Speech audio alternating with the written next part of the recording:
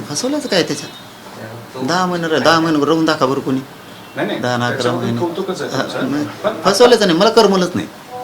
मी गेलो म्हणजे काय आहे हे बघ, काय लावडी त्याच्यात. एकदा मुलीचं सिरियस झाली ती गेलो, एकदा मुलाच्या डोक्याचा आणि पायाचा प्रॉब्लेम झाला आणि ते 2 दिवस बेशुद्ध होतं. मला माहीत नव्हतं म्हणून गेलो आणि 1.5 घंटेपेक्षा थांबलो नाही थांबू शकलो मी. पण आता मला सांगा, शहागड याचा अर्थ अरे वेगळा घेताल तुम्ही, माया परत ध्यानात वेगळा आलं. तिथं आम्हाला एक कार्यालय टाकायला लागतं आहे मोठं ह्या घडामोडीसाठी. मग सगळी वर्दळ इथं होण्यापेक्षा अंतर्वालीत टप्पे पाडावं लागणार आहेत आम्हाला त्याचे. त्याचा अर्थ तसा आहे, म्हणजे त्याचा गैरअर्थ होईल परत, कारण मीडियाच्या बांधवाच्या मध्ये होऊ शकतं ना की तुम्ही अंतर्वाली सोडताय का? नाही, अंतर्वाली सोडायचं काय, अंतर्वाली सोडायचा विषय नाही. पण वर्दळ अति होती तिथं आणि गाव देवासारखं आहे. हे बघा दत्ताभाऊ, माझं काम कसं आहे, मी माणुसकी जिवंत ठेवणारं पोरग आहे. त्या गावातल्या लोकांना त्रास नाही झाला पाहिजे, कीर्तनाचा नाही झाला पाहिजे, आवाजाचा. लेकरं शाळेत जाते त्यांचे ते नाही झालं पाहिजे. देवासारखं काम केलेलं आहे. पुण्यवान गाव आहे, वारकरी संप्रदायाचं गाव आहे. लोकांनी माझ्यावर आतोनात प्रेम केलेलं आहे. ओएसिस फर्टिलिटीच्या तज्ज्ञांनी IVF उपचार पद्धतीद्वारे 1 लाखांहून अधिक जोडप्यांना मातृत्व प्राप्तीचा आनंद दिला आहे. मोफत अपॉइंटमेंट बुक करण्यासाठी आजच संपर्क साधा. तिथल्या जे आंदोलनात होते, सगळ्या जाती धर्माचे जे लोक होते, आतोनात प्रेम केले. म्हणून मी कालच एक शब्द वापरला ना, मनभेद मतभेद काही झाले असले तर आजच जाळून टाकले. अंतर्वालीतच आजच जाळले. मनात एक शब्दानेही शंका राहणार नाही. कारण तिथं शेतकरी वर्ग आहे सगळा. येताना अडचणी, जाताना ट्रॉफिक होती, गाड्या लागतात. कालच आपण स्वतः साक्षीदार होतात, 9 किलोमीटरवर लावायला जागा नव्हत्या गाड्या. म्हणजे मग परत लोकांचे हाल होते. शेतकरी वर्ग आहे, त्या गावाचे उपकार मी कधीच नाही विसरू शकत. मुलापेक्षाही त्यांच्या माझ्यावर माया केली.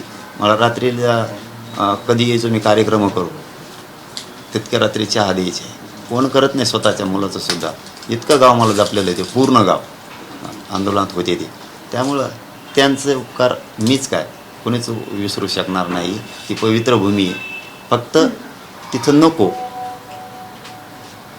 हे मोठ्या पटांगणात पाहिजे, की जेणेकरून जर ते मोठं ऑफिस टाकलं तर तिथं प्रचंड वर्दळ राहणार आहे. कारण ते राज्याच्या लेवलचं ऑफिस तिथं टाकावं लागणार आहे. म्हणून तिकडं जाणं गरजेचं आहे. त्या ऑफिसचं काम मला वाटतं आज सकाळपासून सुरूसुद्धा झालं आहे. 6 वाजल्यापासून शहागडला मोठं काम मला वाटतं बऱ्याचशा एकरमध्ये आहे. ते आता मोजतेत. जी माहिती आत्ता मिळालेली आहे, तुमच्या अगोदर मला अर्ध्या घंट्यापूर्वी उठलो मी की लगेच मिळाली की मोजायचं सुरू आहे. कारण हे 2-2 कामं जर तिथं म्हणलं तर कसं होईल? मी काय करायचं? आंदोलनाचं बघायचं का हे येणाऱ्या लोकांच्या समस्या सोडायचं बघायचं? म्हणून कोणाचं तेच असतं. म्हणजे तुम्ही कोणत्याही सामाजिक कामाचं बघा, असंच असतं. वेगळ्या त्याच्या वॉर रूम केल्याशिवाय ते होत नाही. एकाच जागेवर सगळा गुताडा, मग सगळी खिचडी होऊन जाते ती आणि कोण काय सांगत सगळा पचका होऊन जातो.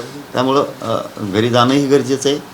बरं घरी गेलो म्हणजे आंदोलन नाही सोडलं, बरं इथं घरीच राहतो आहे मी. अंतर्वाली माझंच घरी आणि तेही गरज आहे. मी कुठेही राहिलो, डोंगरात बी राहिलो तरी समाजाचंच काम करतो.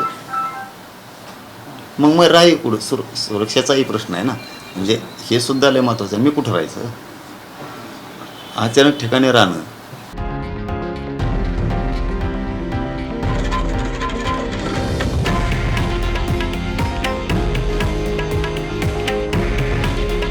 हे आहे देशातील नंबर 1 न्यूज नेटवर्क आणि आपण पाहत आहात TV9 मराठी.